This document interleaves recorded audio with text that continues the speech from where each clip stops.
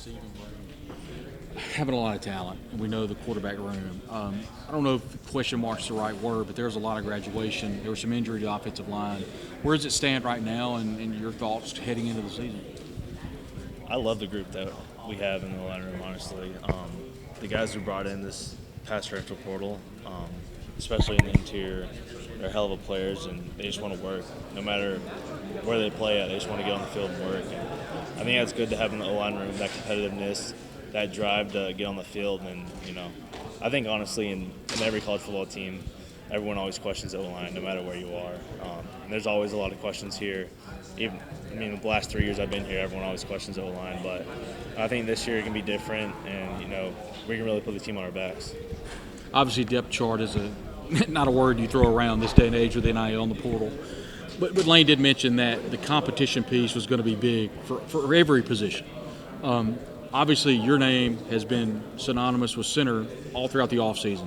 Is that a position that you feel like you want to try to win during the offseason, and how's the position look right now?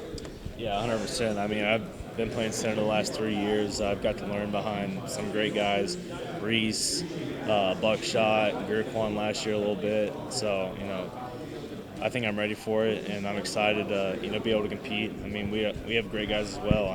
Patrick has the ability to play center as well.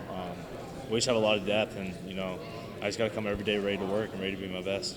Some transfers, you mentioned Patrick Kutas along with Delano Townsend, and there are others, but how has that transition been from their decision to transfer to Ole Miss? And have they kind of leaned upon some of you guys that have been here before?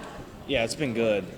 Since the first day they came in, there hasn't really been any problems, honestly. Everyone just wants to work, compete, be the best, and, they're also cool guys to hang with outside the field as well. We joke around with each other all the time,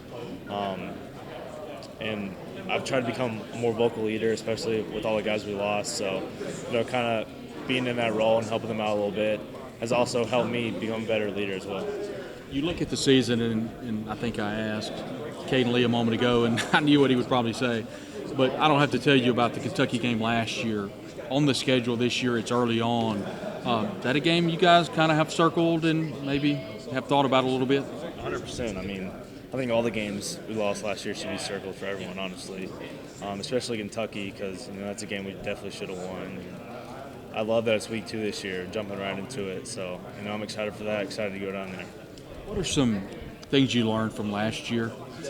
We asked Lane in Atlanta about some things which you might have not necessarily done differently, but maybe what you learned, and he answered, which we would have had a better rushing attack when we needed it. What are your thoughts on what you may have learned last year that you can take forward to this year?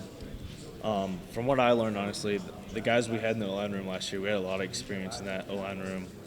The 2 guys we brought in from Washington, and we had probably 5 or 6-year seniors. So for me personally, I learned a lot of football from them over the course of the year, and I learned, especially on the field, about a lot of football IQ stuff, and I'm excited. Awesome. Thank you very much, Ray. Good luck.